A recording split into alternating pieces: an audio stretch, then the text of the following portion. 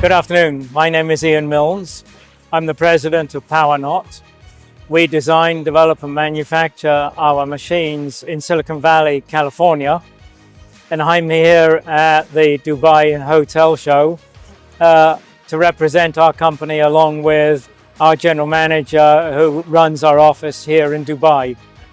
We have about 100 machines installed throughout the GCC, with our first machine being installed around about 2014.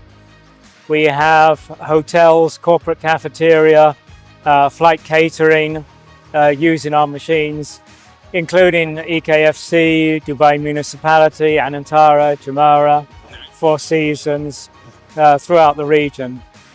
So our machine is a machine that is used for sustainability. It is a machine that digests waste food.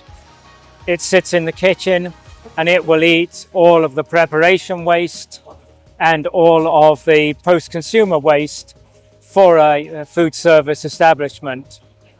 In addition, it will eat anything that you and I can eat, but in addition, it can eat pineapple shells, banana skins, citrus peels and the like.